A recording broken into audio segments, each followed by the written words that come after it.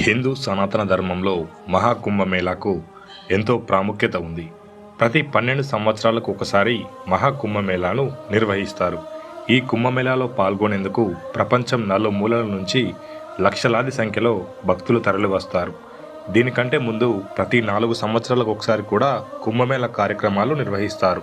అర్ధ కుంభమేళాను ప్రతి 6 ఏళ్లకు ఒకసారి హరిద్వార్ లేదా ప్రయాగ్రాజ్లో నిర్వహిస్తారు. పూర్ణ కుంభమేళా మాత్రం ప్రతి 12 ఏళ్లకు ఒకసారి ప్రయాగ్రాజ్, హరిద్వార్, ఉజ్జయిని, నాసిక్లో నిర్వహిస్తారు. ఇంతకుముందు 2013 సంవత్సరంలో ప్రయాగ్రాజ్లో మహాకుంభమేళా నిర్వహించారు. మళ్ళీ ఇప్పుడు జనవరి నుంచి 26 ఫిబ్రవరి వరకు మహాకుంభమేళా నిర్వహించనున్నారు.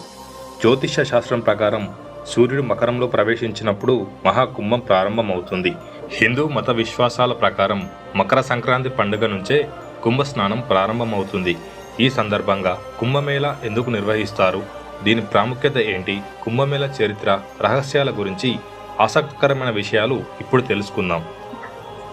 కుంభమేళా స్నానానికి దాదాపు 850 ఏళ్లకు పైగా చరిత్ర ఉంది. దీన్ని ఆది శంకరాచార్యులు ప్రారంభించినట్టు చరిత్ర ద్వారా తెలుస్తుంది.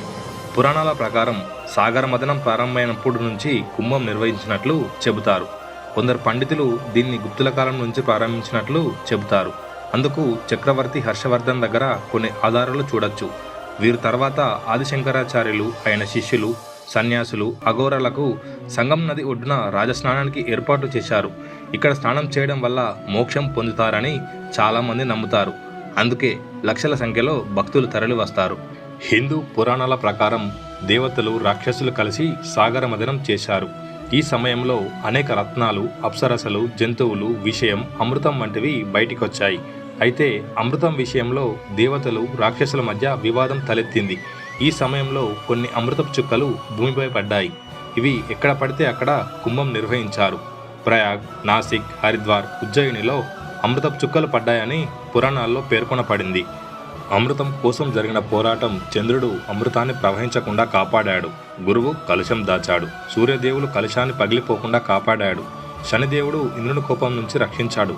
అందుకే ఈ గ్రహాలు కలిసిన ప్రతి సమయంలో మహాకుంభం నిర్వహించబడుతుంది. ఎందుకంటే ఈ గ్రహాల కలయిక వేళ అమృత పాత్ర రక్షించబడింది. ఆ తర్వాత దేవతలందరూ శ్రీ విష్ణుమూర్తి సాయంతో అమృతాన్ని సేవించారు. మహాకుంభమేళా వేళ చేసే స్నానాన్ని రాజస్నానంగా పరిగణిస్తారు. ఈ సమయంలో నదుల నీరు అమృతంతో కూడిన సమానమైన లక్షణాలను కలిగి ఉంటుందని చాలామంది నమ్మకం. అంతేకాదు సకల దేవతల అనుగ్రహం లభిస్తుందని కూడా నమ్ముతారు. ముఖ్యంగా ప్రయాగ్రాజ్లో రాజస్నానానికి మతపరమైన ప్రాముఖ్యత ఉంది.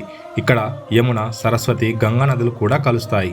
వేద జ్యోతిష్యం ప్రకారం బృహస్పతి ఒక రాశిలో 1 ఏడాది పాటు నివాసం ఉంటాడు. 12 రాశుల మీదుగా ప్రయాణించడానికి దాదాపు 12 సంవత్సరాల సమయం పడుతుంది.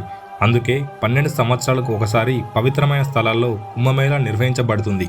అదేవిధంగా ప్రతి 3 సంవత్సరాలకు ఒకసారి వివిధ ప్రదేశాల్లో ఉత్సవాలను నిర్వహిస్తారు. కుంభంలో బృహస్పతి, మేషంలో సూర్యుడు ఉన్నప్పుడు హరిద్వార్లో కుంభోత్సవాలు ప్రారంభమవుతాయి. ఇదిలా ఉండగా హిందూ గ్రంథాల ప్రకారం భూలోకంలో 1 ఏడాది దేవతలకు 1 రోజుతో సమానం. దీని ప్రకారం దేవతలు, రాక్షసుల మధ్య 12 ఏళ్ల పాటు యుద్ధం జరిగింది. అందుకే 12 సంవత్సరాలకు ఒకసారి కుంభమేళా నిర్వహించబడుతుంది. దేవతలకు 12 సంవత్సరాలు అయితే భూలోకంలో 144 సంవత్సరాలకు సమానం. అందుకే ఈ సమయంలో భూమిపై మహాకుంభమేళా కార్యక్రమాన్ని నిర్వహిస్తారు. ఈ కుంభమేళా స్నానం 26 ఫిబ్రవరి మహాశివరాత్రి రోజున కుంభమేళా చివరి పుణ్యస్నానం ముగుస్తుంది. గమనించుక, ఇక్కడ అందించిన భక్తి సమాచారం, పరిహారాలన్నీ మత విశ్వాసాలపై ఆధారపడి ఉన్నాయి.